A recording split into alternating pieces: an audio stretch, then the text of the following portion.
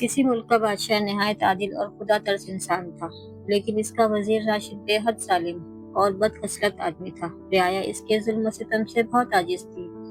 किसी में जुर्रत न थी कि वो वजीर के खिलाफ मुंह से एक हर्फ भी निकालता।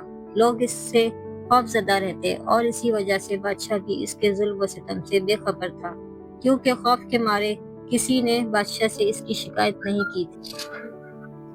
लेकिन जालिम का जुल्म हमेशा छुपा नहीं रहता।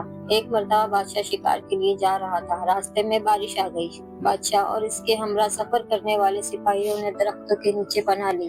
जब बारिश खत्म हो गई तो वो लोग आगे रवाना हुए। वो लोग घोड़ों पर सवार थे।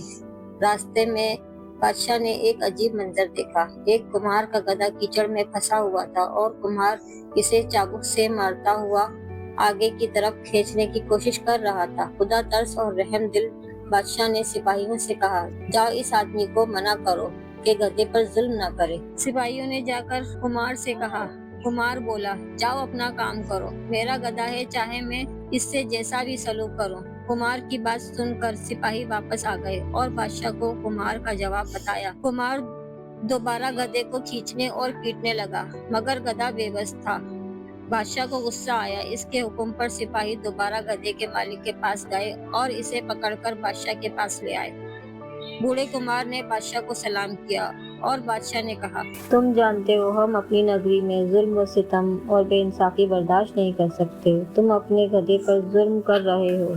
एक तो बेचारा कीचड़ में धंसा हुआ है, ऊपर से तुम इसे चाबुक से पीट रहे हो। अपने जुल्म से बाज रहो। बादशाह की बात सुनकर कुम्हार ने चाबुक फेंका और हाथ बांधकर अदब से बोला, हुजूर, जान की अमान पाऊं तो कुछ अर्ज करूं। हाँ हाँ कहो, तुम्हें इजाजत है, बादशाह ने नरमी से कहा। बादशाह सलामत, आपको इस गधे पर तरस आता है, इससे हमदर्दी है। आप जुल्म बर्दाश्त नहीं कर सकते, लेकिन रियाया पर जो जुल्म हो रहा है इससे आप बेखबर हैं। कुम्हार बोला, रियाया पर कहाँ जुल्म हो रहा है? कौन कर रहा है? बादशाह ने हैरान होकर पूछा।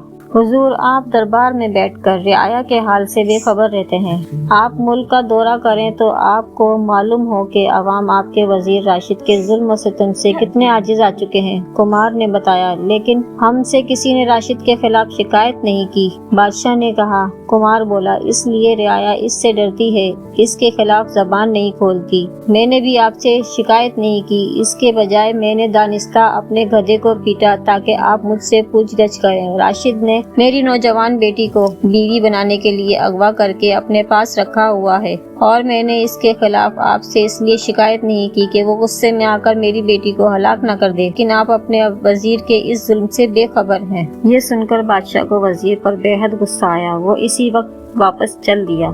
इसने दरबार में आकर वजीर को तलब किया और इसे वजारत से निकाल दिया। सिपाहियों के महल में कैद कुमार की लड़की को आजाद करा के कुम्हार के हवाले कर दिया। वजारत छिन जाने के बाद राशिद बादशाह के खिलाफ हो गया। इसने अपने चंद खास साथियों से मिलकर मंसूबा